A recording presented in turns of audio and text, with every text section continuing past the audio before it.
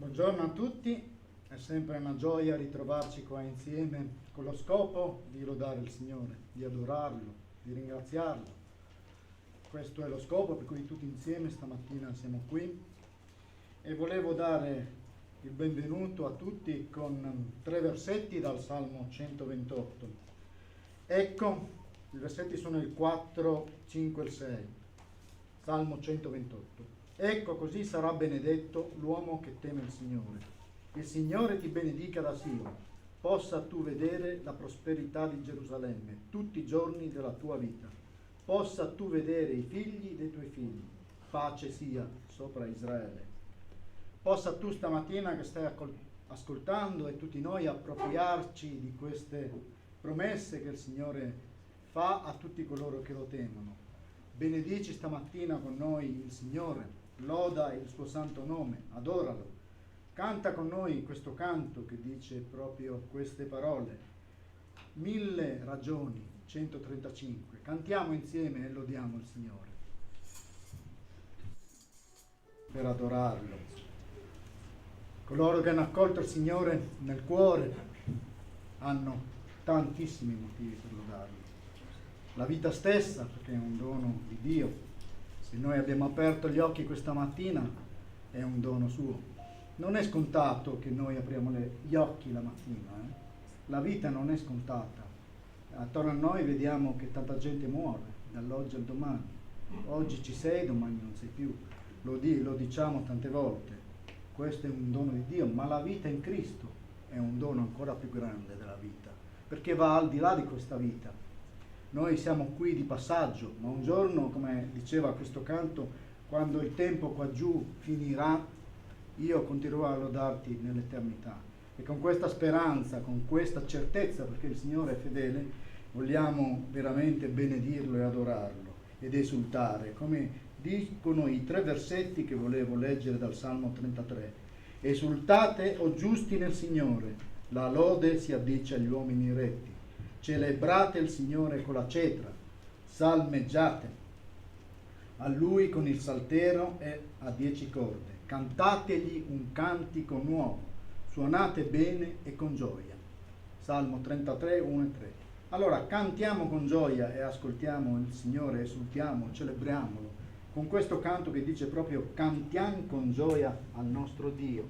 E questo canto dice così: se chiamiamo Lui ci risponderà, se cerchiamo Lui si farà trovare, se noi lo innalziamo Lui ci innalzerà.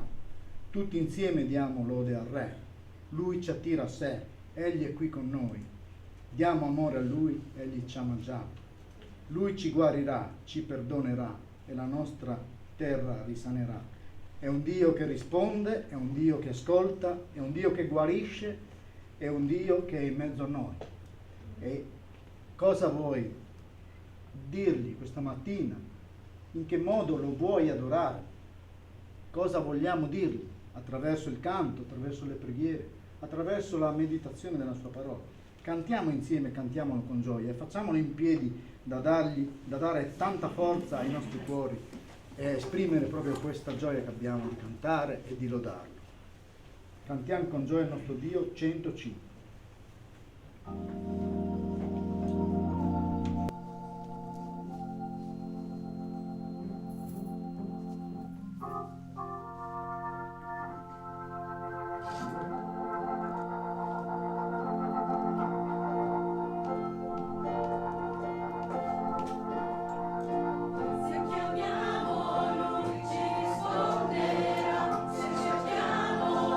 Si farà trovare, se non lo innanzia,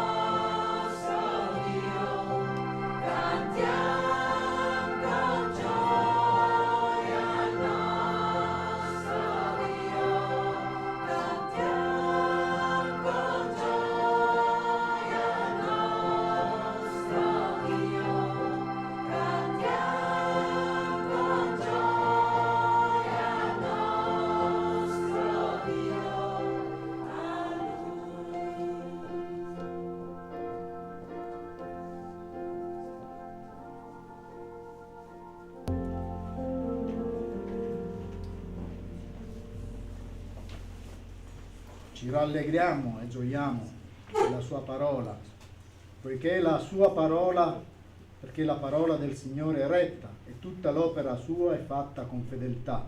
Salmo 33, versetto 4. Il Signore è giusto. Versetto 5. Egli ama la giustizia e l'equità.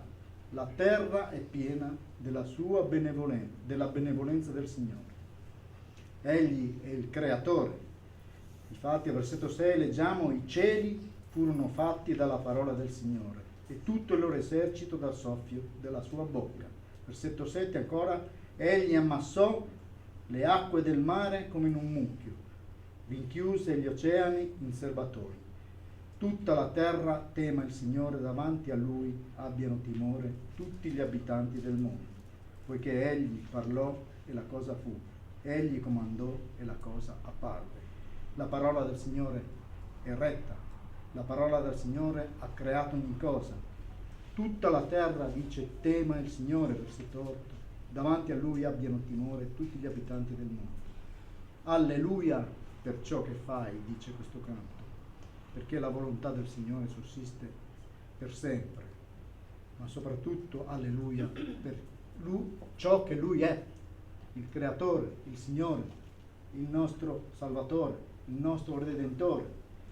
Cantiamo ancora questo canto e tu che stai ascoltando insieme a noi, unisciti a noi nella lode, unisciti a noi cantando proprio questo canto, alleluia per ciò che fai. 134.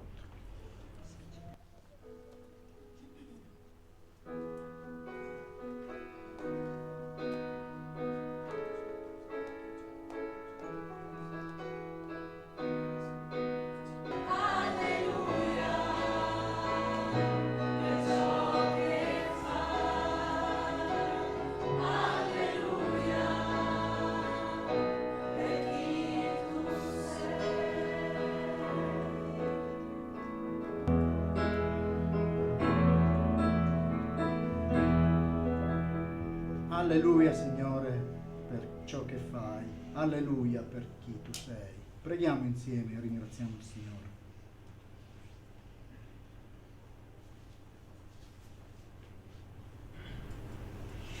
Signore, noi ti diciamo alleluia per ciò che fai.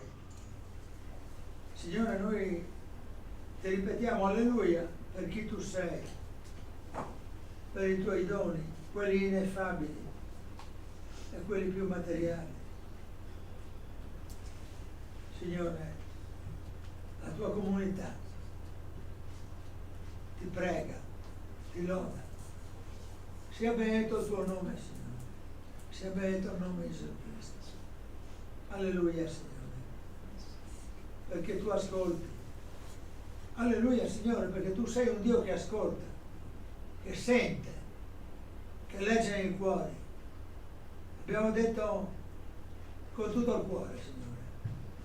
Noi vogliamo adorarti veramente con tutta la nostra personalità, con tutta la nostra qualità e anche con le cose che non sono ancora perfette di noi, Signore. Signore, ti preghiamo perché ti vogliamo lodare per chi tu sei, per quello che tu fai e per quello che hai fatto in noi. La lode principale, Signore, perché tu hai mandato il tuo Figlio Gesù Cristo. Senza la sua morte noi non avremo la salvezza. Signore, risveglia tutte le persone che stanno vicino anche al nostro ambiente e che hanno bisogno di capire l'alleluia per chi tu sei e per quello che tu fai, Signore. Preghiamo, Signore, di essere ogni giorno testimoni di quello che tu fai e di quello che tu sei, con i nostri comportamenti, Signore, con le nostre parole. Ti lodiamo perché qualche volta riusciamo per il tuo merito a essere anche efficaci. Alleluia, Signore. Amen. Amen. Amen. Sì, Signore, anch'io voglio dire alleluia, Signore, alleluia a te perché sei un Dio buono, sei un Dio che continua a stare vicino ai tuoi figli, Signore. Grazie perché ci hai dato quella serenità, questa gioia nel cuore che ci fa capire che saremo con te e tutto quello che stiamo facendo lo dobbiamo fare per te, Padre. Grazie perché comunque sia in ogni difficoltà tu sei vicino alle nostre orecchie che sussurri tranquillo, ci sono anch'io. E questo ci fa sentire forti, incredibilmente forti contro qualsiasi cosa possa venirci addosso. Per questo motivo noi ogni domenica veniamo da te a lodare e a ringraziare seguendo questo tuo precetto, Padre Santo. Noi ti amiamo, ti adoriamo e con tutto il cuore lo vogliamo gridare al mondo. Nel nome di Gesù. Amen. Amen.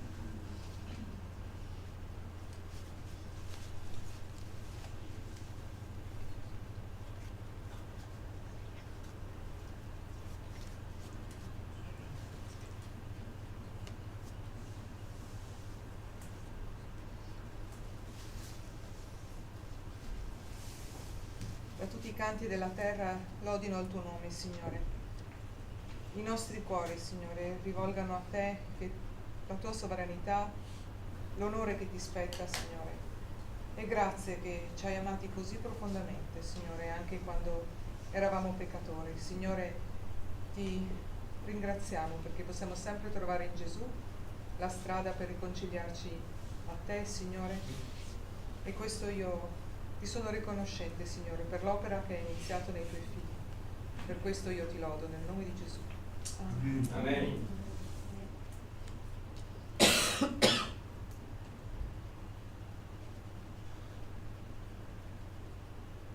Ecco, benedite il Signore voi tutti i servi del Signore, che state nella casa del Signore durante la notte.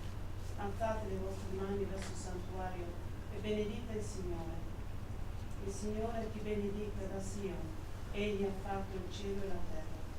Sì, Signore, vogliamo lodarti e ringraziarti perché dalla tua parola tu hai creato ogni cosa, Signore. Hai detto che il mare si separi e il mare si è separato. Grazie, Signore, perché anche in noi hai fatto un'opera, hai iniziato un'opera in noi, Signore, e siamo consapevoli che tu la porterai a fine, Signore. Non con le nostre forze, ma con l'aiuto dello Spirito tuo Santo. Così, Padre, ti ringraziamo perché siedi alla destra del Padre e intercedi per noi, Signore. Grazie per essere un amico fedele, un amico che non ci delude, non ci abbatte, ma ci incoraggia ad andare avanti. Noi vogliamo lodarti questa mattina e ringraziarti con tutto il cuore nel nome di Gesù. Amen. Amen. Grazie Padre, grazie con tutto il cuore perché possiamo rallegrarci in te, grazie perché la tua presenza la sentiamo in mezzo a noi, tu sei in mezzo a noi, tu ascolti Signore e lo Spirito Santo regna nei nostri cuori. Grazie per quest'opera che solo tu potevi compiere nelle nostre vite e che vuoi compiere per chiunque crede nel nome di Gesù, Signore, l'accetta come Salvatore, Signore. Perciò Signore questa mattina ti ringraziamo, ti benediciamo e ti adoriamo perché ne sei degno. Amen. La volontà del Signore sussiste per sempre. Al versetto 10 di questo salmo che continuiamo a leggere dice: il Signore rende vano il volere delle nazioni. Egli annulla i disegni dei popoli. La volontà del Signore sussiste per sempre. I disegni del suo cuore durano di età in età. Beata la nazione il cui Dio è il Signore. Beato il popolo che egli ha scelto per la sua eredità. Il Signore guarda dal cielo, egli vede tutti i figli degli uomini. Dal luogo della sua dimora osserva tutti gli abitanti della terra. Egli ha formato il cuore di tutti, egli osserva tutte le loro opere. Il re non è salvato da un grande esercito. Il prode non scampa per la sua gran forza. Il cavallo è incapace di salvare, esso non può liberare nessuno con il suo gran vigore. Ecco, l'occhio del Signore è su quelli che lo temono, su quelli che sperano nella sua benevolenza, per liberarli dalla morte e conservarli in vita in tempo di fame. Noi aspettiamo il Signore, egli è il nostro aiuto, il nostro scudo. In Lui certo si rallegrerà il nostro cuore, perché abbiamo confidato nel suo santo nome. La tua benevolenza, o Signore, sia sopra di noi, perché abbiamo sperato in te. Che belle queste parole, in cui possiamo veramente rallegrarci, perché il Signore ha compiuto tutta l'opera. Il piano di Dio sussiste per sempre, la volontà di Dio è quella che alla fine verrà fatta. Noi possiamo compiere le nostre scelte, possiamo fare i nostri piani, possiamo pianificare la nostra vita, ma la vita è il piano di Dio, è quello che alla fine sussiste. Perciò noi, come dice questo versetto, noi aspettiamo, versetto 20, il Signore. Egli è il nostro aiuto e il nostro scudo. Qualsiasi sia la tua situazione, qualsiasi sia la nostra situazione, possiamo fare nostre queste parole. Aspettare dal Signore l'aiuto, aspettare dal Signore il soccorso, e possiamo rallegrarci al 21, in Lui certo si rallegrerà il nostro cuore, perché abbiamo confidato nel suo santo nome. E poi c'è questa richiesta di benedizione che possiamo portare al Signore. La tua benevolenza, o Signore, sia sopra di noi, perché abbiamo sperato in te. Noi siamo il popolo di Dio, noi siamo beati, noi siamo felici perché il Signore è con noi. E con questa certezza vogliamo fare ancora un canto prima di lasciare la parola a Riccardo, affinché porti ciò che il Signore gli ha messo in cuore e possa essere ancora edificante per tutti noi, e possiamo ancora continuare questo tempo di adorazione, perché anche la predicazione è adorazione. Solo Gesù, solo in Lui ci può essere la salvezza. Al di fuori di Lui non c'è salvezza. Chi crede in Lui sarà salvato, dice. Chi non crede sarà condannato. Non illudiamoci che il Signore poi alla fine salverà tutti, perché la sua parola non dice questo. Allora, tu che stai ascoltando, ricevi il Signore nel tuo cuore, cercalo, rivolgiti a Lui, invocalo, e Lui si farà trovare, perché il Signore si fa trovare da chi lo cerca, il Signore risponde a chi lo chiama, il Signore ascolta, il Signore vede ogni cosa, ogni pensiero mio, tuo, nostro e di tutti quelli anche che non credono in Lui. Cantiamo questo canto, solo in Gesù.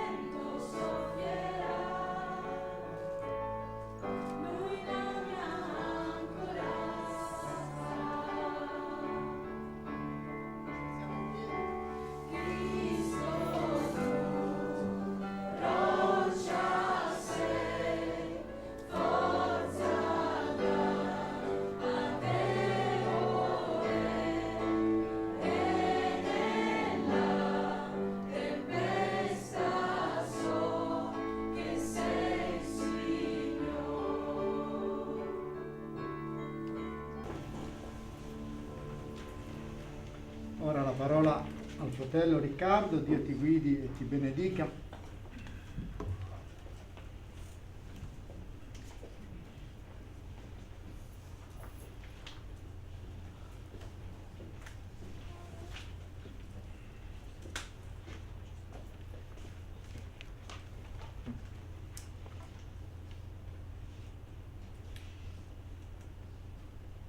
Trovo questo versetto sul pulpito, quindi lo leggo, no? Il nome del Signore è una forte torre. Il giusto vi corre e vi trova un alto rifugio.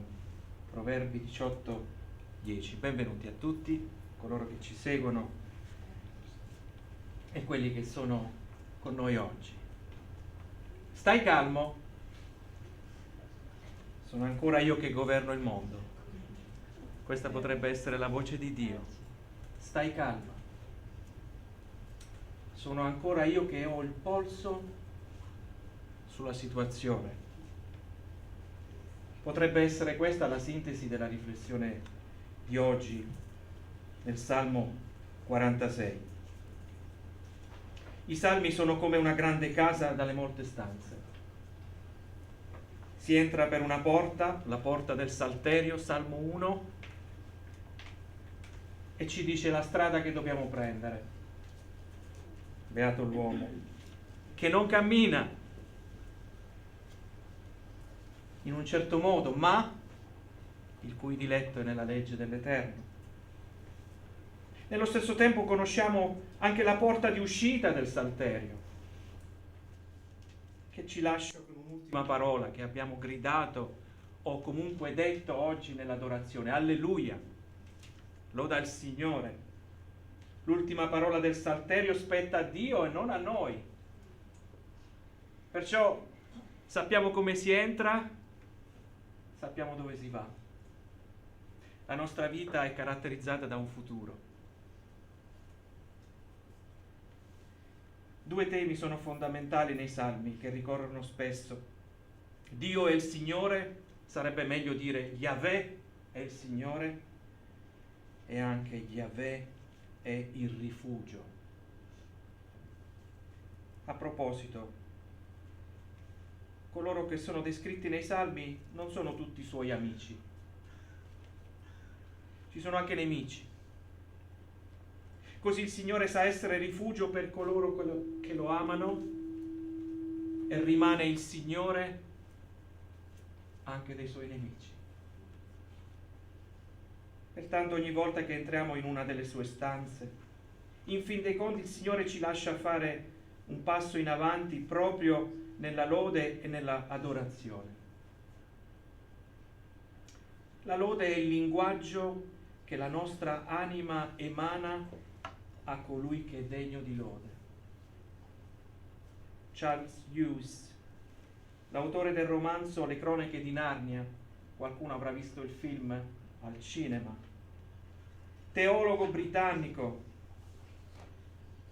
scrittore di molte opere di fantasia, diceva proprio queste parole guardando tutto ciò che accade nel nostro piccolo universo quotidiano.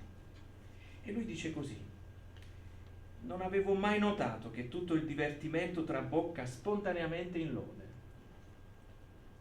Sicuramente potrai lodare il tuo giocatore preferito e farai di tutto per presentarlo ai tuoi amici come l'eroe al quale vale la pena indirizzare la tua lode. Si lodano le macchine, le foto, le moto, le collezioni. Una volta c'erano i francobolli, non so se ci sono ancora. Il vino, il cibo, le belle cose. Tutto può attrarre la nostra attenzione, farne un motivo di lode. Quando hai una passione, d'altronde, non la tieni per te, piuttosto la condividi. Si loda spontaneamente, si elogia ciò che si apprezza. E i salmi sono scritti perché persone appassionate di Dio possono appassionare anche coloro che li leggono. Leggiamo questa mattina un ulteriore salmo, proprio per stimolare, arricchire, spingere altri ad amare Dio. E descrivendo Dio e quello che faremo oggi, lo dichiariamo a coloro che ci ascoltano, sia per le sue azioni, per il suo carattere, per la sua prossimità, questa sua vicinanza a coloro che egli ama. Domanda questa mattina: non avete mai avuto un problema? Mi sembra di sì. Bene, il libro dei Salmi ci ricorda costantemente che prima o poi un problema, una difficoltà, un dolore, una paura, un pericolo sarà proprio su quella traiettoria e non potrai fare a meno di scansarlo con i piedi. Come reagirai? Si tratta di definire chi siamo e come vogliamo appropriarci delle promesse di Dio. Pertanto adesso andiamo a leggere il Salmo 46 e chiediamo a Dio di farci entrare dentro questo canto per voci di soprano. Addirittura scopriamo che il Signore ha dato anche alla Chiesa oggi possiamo leggere qualcosa che il Signore ha ispirato e ha dato anche a noi, e vogliamo vedere cosa ci riserva questa stanza. Sappiamo che siamo entrati da una porta, sappiamo cosa c'è all'uscita di questo salterio, e dentro questa stanza la possiamo chiamare la stanza numero 46. Questo è un albergo con 150 stanze. Vediamo cosa c'è. C'è che Dio è per noi un rifugio e una forza, un aiuto sempre pronto nelle difficoltà. Perciò non temiamo se la terra è sconvolta, se i monti si smuovono in mezzo al mare, se le sue acque rumoreggiano, schiumano e si gonfiano, facendo tremare i monti. C'è un fiume i cui ruscelli rallegrano la città di Dio, il luogo santo della dimora dell'Altissimo. Dio si trova in essa, non potrà vacillare. Dio la soccorrerà al primo chiarore del mattino. Le nazioni rumoreggiano, i regni vacillano. Egli fa udire la sua voce e la terra si scioglie. Il Signore degli eserciti è con noi. Il Dio di Giacobbe è il nostro rifugio. Venite, guardate le opere del Signore. Egli fa sulla terra cose stupende. Fa cessare le guerre fino all'estremità della terra. Rompe gli archi, spezza le lance, brucia i carri da guerra. Fermatevi, dice, e riconoscete che io sono Dio. Io sarò glorificato fra le nazioni, sarò glorificato sulla terra. Il Signore degli eserciti è con noi. Il Dio di Giacobbe è il nostro rifugio. Amen. Preghiamo.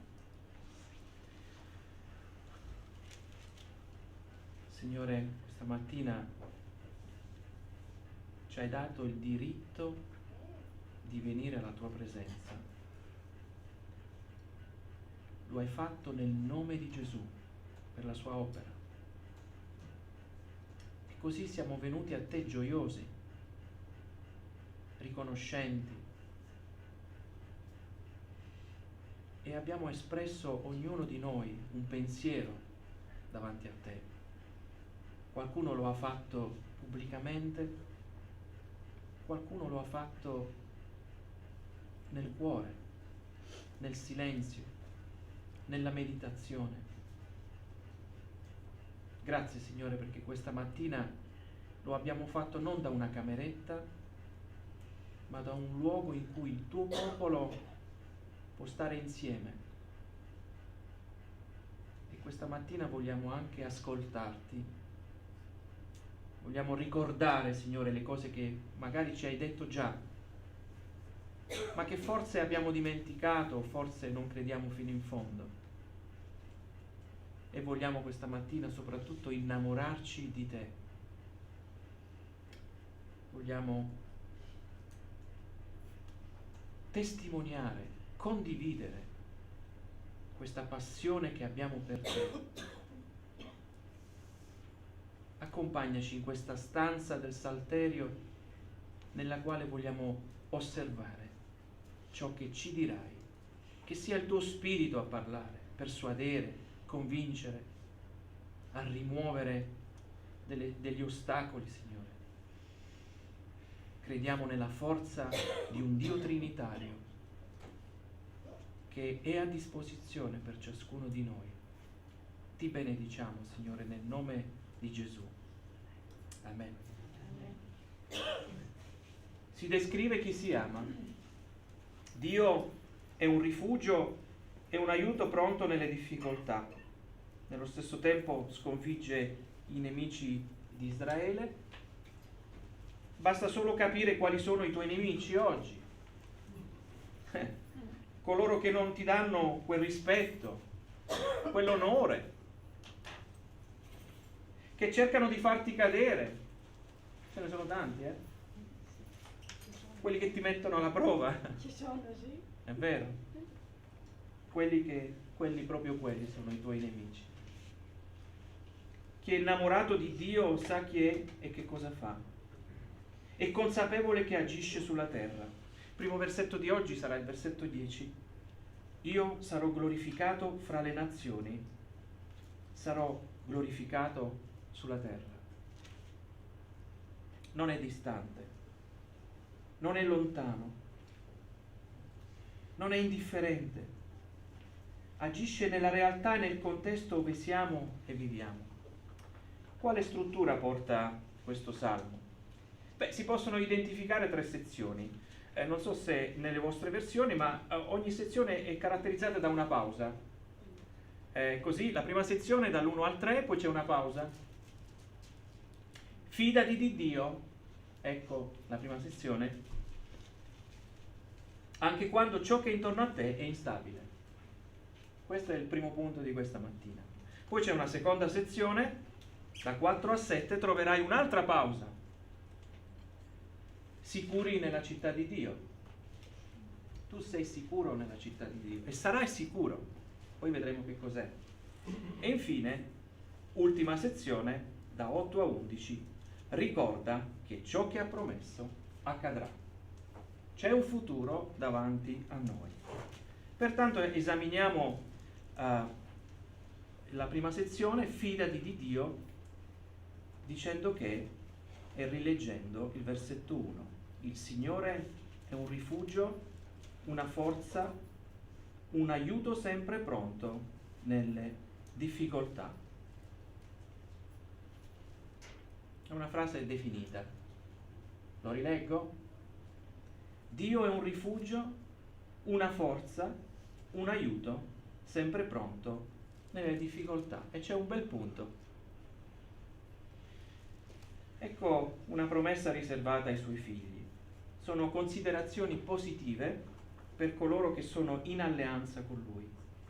Diversamente, per tutto ciò che è fuori da questa alleanza, comunque, come dicevo prima, rimane il Signore. Ha il governo di tutto ciò che accade. Non è vero che sfugge qualcosa al Signore. È il Signore anche dei tuoi nemici. Pertanto non sono sotto il tuo controllo, ma sono sotto il suo controllo. Non hai né capacità di dominarli e ancor più non farti dominare da loro.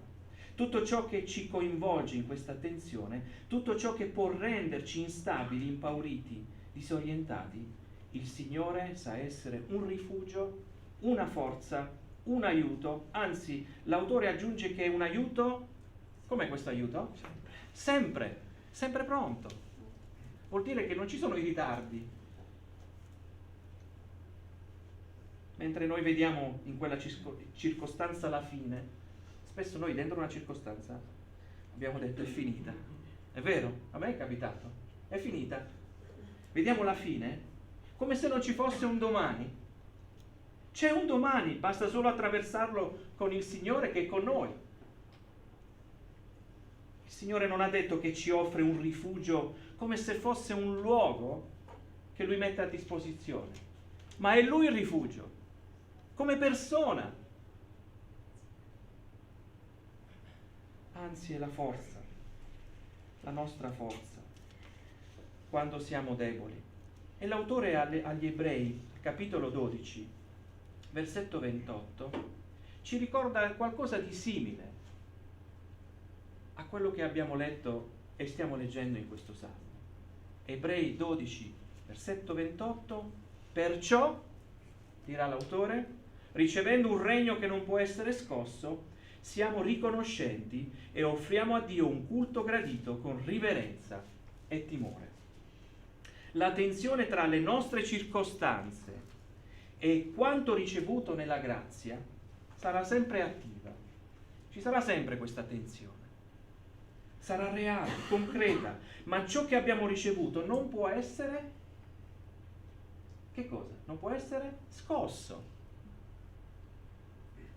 È una verità che riporta Dio e il suo piano ai massimi vertici. Padre nostro che sei nei cieli. Questa è la preghiera che Gesù ha lasciato a noi. Conosciamo le prime parole di questa preghiera per insegnarci a pregare. È una preghiera che identifica Dio sopra le nostre vite. Padre nostro che sei nei cieli. Lo ricolloca laddove deve stare, come anche nella preghiera lui esaudisce, provvede, è sufficientemente potente anche nella nostra quotidianità. Sia fatta la tua volontà, come in cielo così in terra. La frequentazione delle nostre preghiere con lui alimentano passione. Si percepisce la sua vicinanza, la sua amicizia, la sua risposta. Ecco perché, versetto 1, Dio è per noi un rifugio e una forza, un aiuto sempre pronto nelle difficoltà. Sono considerazioni già provate, si descrive ciò che si sperimenta, si descrive chi si ama. Questo è, la passione porta non solo ad innamorarci di quella cosa, ma a condividerla.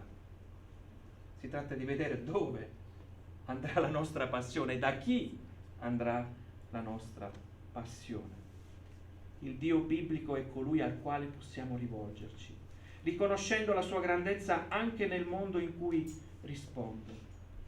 I salmi sono dei canti, sono anche delle preghiere, spesso Vittorio lo dice e lo ricorda a noi. Sono delle preghiere, si canta ciò che si prega. Nei piani di Dio, nel controllo dei suoi piani, non c'è spazio per ritornare nel caos. Oggi abbiamo citato perfino Genesi 1:1. Anche se le circostanze a volte ci lasciano pensare che questa sia la direzione, non si tornerà mai nel caos. Quello è stato una volta sola. La terra era vuota e informe, ma da lì in poi Dio inizia a creare.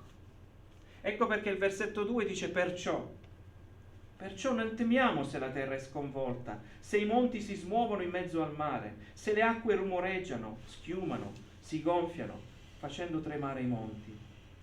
Quella parolina perciò all'inizio di questo versetto ha un valore coordinante e conclusivo. Collega le nostre circostanze alla conoscenza di chi Dio è per noi.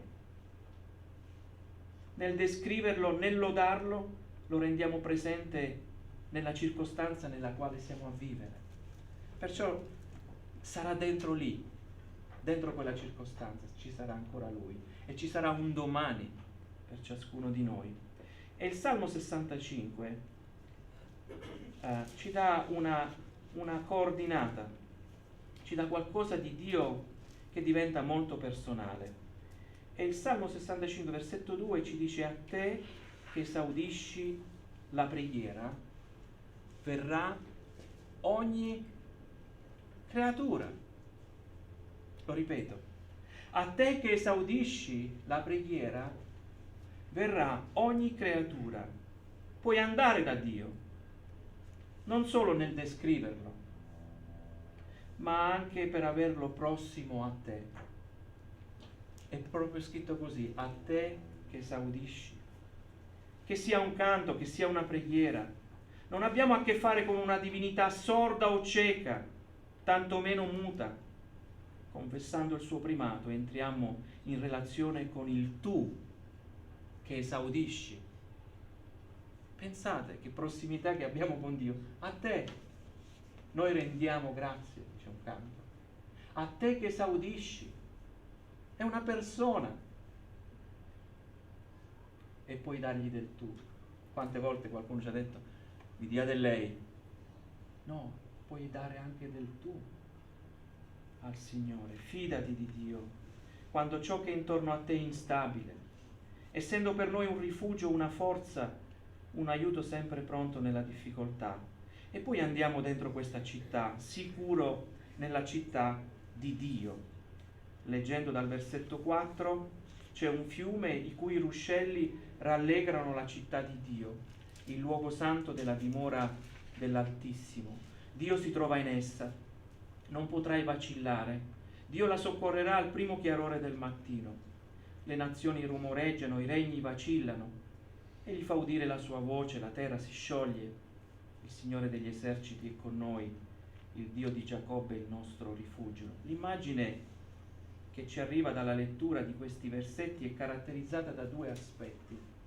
Quello della serenità, c'è una serenità dentro la città in un contesto di assedio, fuori dalla città. Quindi c'è una serenità dentro, un assedio fuori. Non so quando sia possibile nella nostra vita stare sereni quando c'è un tumulto intorno a noi. Io faccio difficoltà. Ma il testo ci dice che c'è un fiume. C'è un fiume i cui ruscelli rallegrano la città di Dio, che garantisce la presenza di Dio e in quei luoghi potrai stare. Ma l'immagine è arricchita anche da una drammaticità di un assedio, perché le nazioni rumoreggiano. Spesso Gerusalemme è stata attaccata, assediata. Probabilmente l'autore faceva riferimento agli Assiri. Adesso andremo a vedere dove e quando. La preghiera fervente del re Ezechia venne seguita da una pronta risposta del Signore, descritta in Isaia, capitolo 37, versetti 35 a 37. Isaia, capitolo 37. Io proteggerò questa città per salvarla per amore di me stesso e per amore di Davide mio servo. L'angelo del Signore uscì e colpì nel campo degli Assiri 185.000 uomini, e quando la gente si alzò la mattina, eccovi tanti cadaveri. Nel Salmo è scritto: Dio la soccorrerà al primo chiarore del mattino. Probabilmente è questo evento che è stato descritto dentro questo Salmo. Il Signore sa essere un rifugio ma anche una forza. Significa che fornisce un riparo ma anche colui che attacca, che combatte per noi e con noi. Quella notte fece una strage e il re Assiro fu costretto a ritornare a Ninive.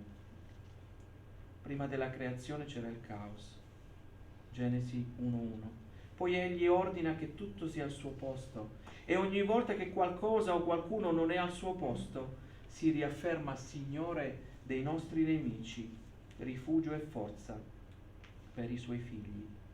Quando noi abbracciamo un genitore, che sia l'uno o che sia l'altro, significa che non solo diamo o stiamo dando a loro il nostro affetto, ma riconosciamo in loro una certa sicurezza, anche quando siamo instabili, insicuri, turbati e forse siamo proprio nel caos.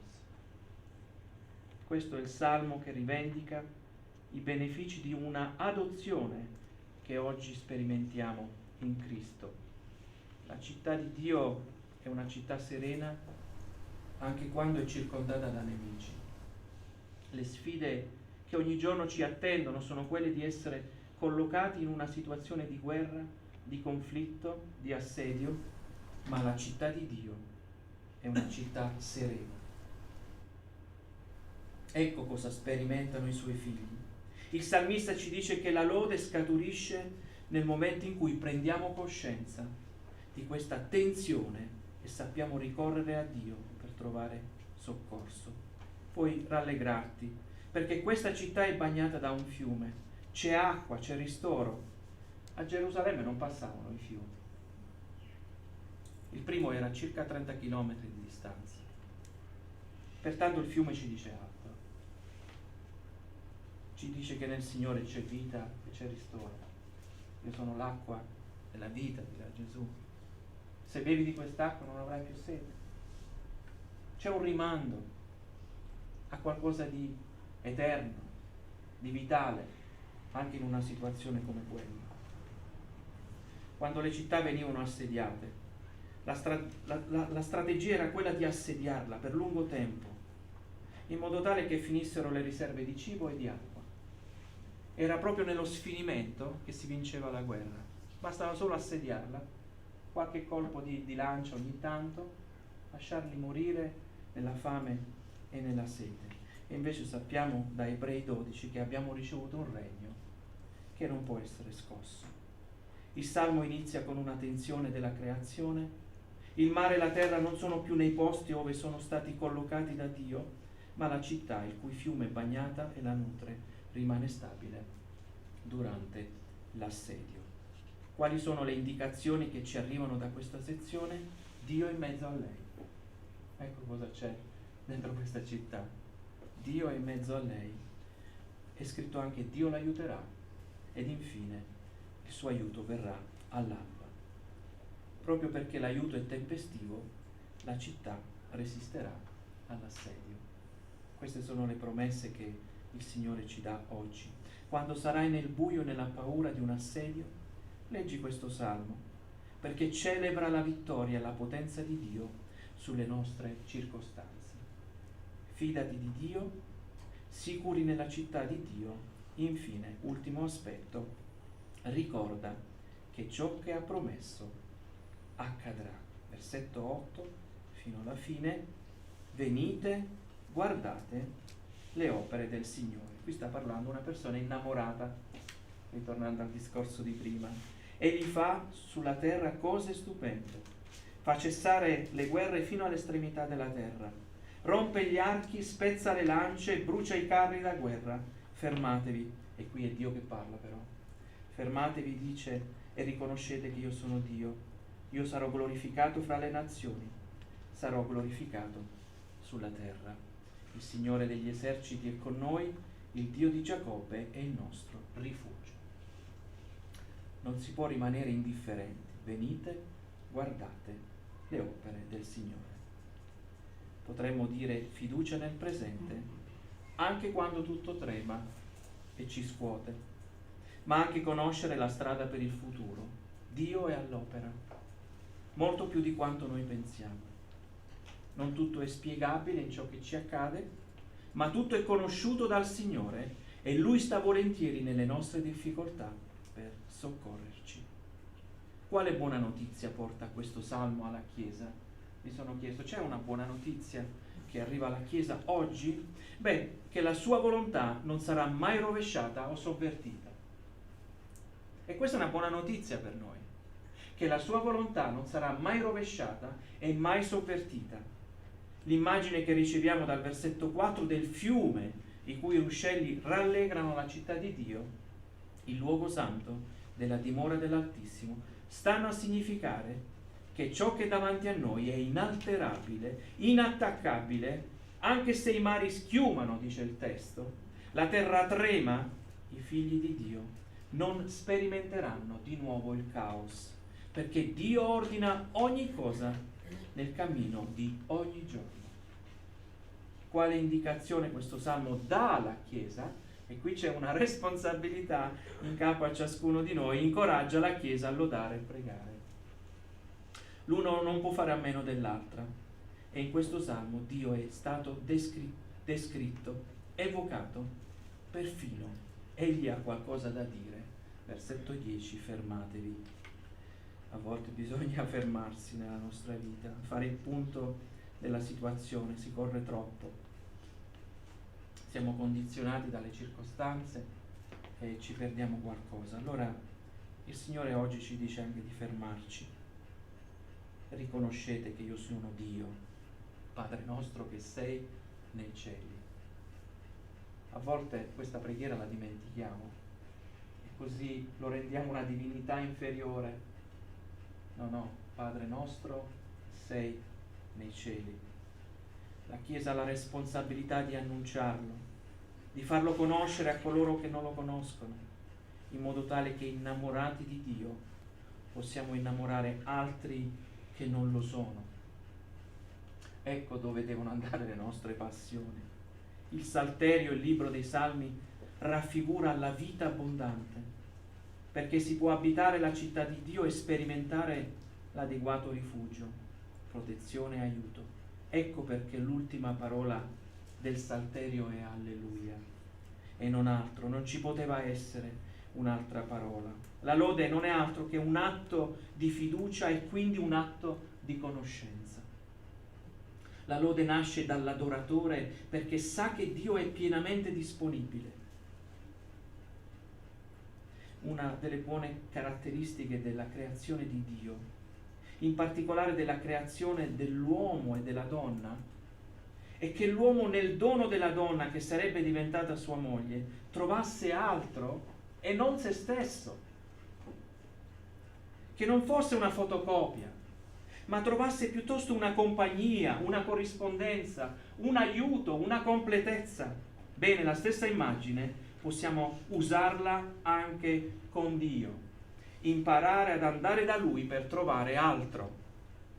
Non voglio trovare me stesso, voglio trovare altro, voglio trovare qualcosa che non ho ancora capito, ascoltato. Voglio avere un confronto con te che esaudisci le mie preghiere. Ecco perché il Signore ha creato l'uomo e la donna, per avere nell'altra o nell'altro altro. E questo confronto, questo dibattito, chiamiamolo così, è la ricchezza, è la completezza, è la saggezza. Non possiamo decidere da soli, né con Dio, e né nell'ambito delle nostre relazioni. Sono proprio le difficoltà della vita, le prove della vita, che consentono al salmista di conoscere meglio Dio in modo biblico, che gli consentiranno di scrivere dei salmi che oggi sono nelle nostre mani, affinché dall'esperienza di altri, dal passato storico, qui c'è un passato storico, possiamo vivere il nostro presente e superare anche le nostre difficoltà. Un accenno alla Chiesa perseguitata. Spesso preghiamo per la Chiesa perseguitata. Ai credenti che rimangono stabili nei territori di conflitto. Pensiamo. Oppure alle continue persecuzioni che subiscono, documentate per esempio da Missione Porte Aperte. E mi sono posto questa domanda: perché rimangono lì? Perché?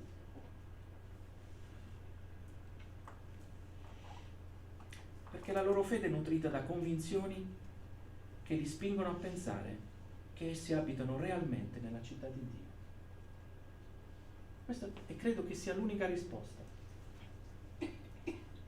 Di trovare in quella città le adeguate consolazioni e certezze in una realtà ostile, nemica, che vive nel caos. Non sono soli. E qui subentra di nuovo la nostra responsabilità. Ci sono madri, padri, impiegati di fabbrica, uomini d'affari, politici, non tutti sono corrotti, agricoltori, medici, avvocati, che pregano per loro. Mentre loro portano a compimento la loro vocazione in un territorio ostile perché credono nella città di Dio, altri li accompagnano nella preghiera perché possono andare avanti. Ecco a che cosa servono le nostre preghiere, quelle della cameretta, quelle del giovedì, quelle del lunedì, gli incontri dedicati alla missione o alla Chiesa perseguitata. Così quando manchiamo un incontro di preghiera stiamo venendo meno a qualcuno che sta cercando di resistere dentro questa città. E questo è un rimprovero a me. Queste persone possono stare all'interno della città di Dio perché si fidano di Dio, ma hanno bisogno anche di noi. Ieri sono stato a Padova a una conferenza sulla preghiera e ci siamo sentiti tutti mancanti, proprio perché è una disciplina che poco pratichiamo. E sarebbe il caso di rimettere un po' di sale, un po' di pepe, un po' di condimento nelle nostre vite quotidiane per recuperare questa vocazione. Ci ha resi un po' così a luci soffuse, invece vogliamo essere delle luci accese. Come finisce questo salmo? Finisce come inizia, proprio per non lasciare dubbi su quello che è stato detto. Versetto 11: il Signore degli eserciti è con noi, il Dio di Giacobbe è il nostro rifugio. Conclude così come finisce, come inizia, scusate. Ecco un'ultima parola per noi: Egli è il nostro rifugio. E non dimentichiamo la parola Abba, papà, che troviamo scritta nella parola del Signore. Non siamo slegati da un patto che nella grazia ci consente anche di dire: a te che esaudisci. ci relazioniamo con Dio nonostante chi è Lui, perché Lui ci dà anche del tu. Pertanto questo salmo ci dice nelle sue stanze e nella stanza numero 46 chi Dio è per noi. Puoi e devi fidarti di Dio quando ciò intorno a te è instabile. Puoi e devi essere sicuro nella città di Dio. Puoi e devi ricordare che ciò che ha promesso accadrà. Ecco dove ti trovi.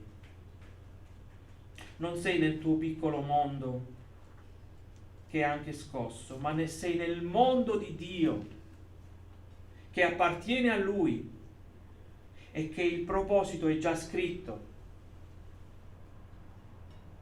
I salmi ci aiutano a riconoscerlo presente, attivo in questo mondo, nonostante ciò che ci accade, i rumori che ci spingono verso inquietudini, paure, insicurezze.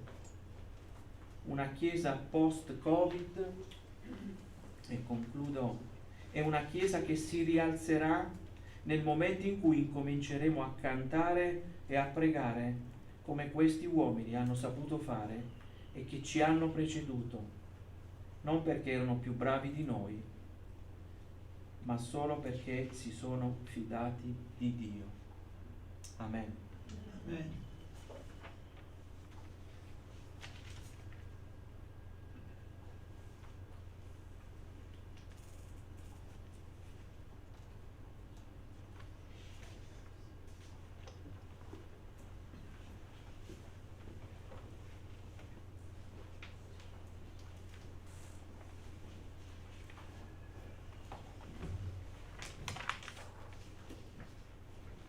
Grazie Riccardo, perché siamo stati incoraggiati da questa parola del Signore. Il Signore è il nostro rifugio, in Lui possiamo veramente stare al sicuro. Se Dio, il Dio di Giacobbe, è anche il tuo Dio, allora è anche il tuo rifugio. Perciò vogliamo salutare quelli che ci ascoltano con un canto che parla proprio di sicurezza in Dio, al sicuro in te.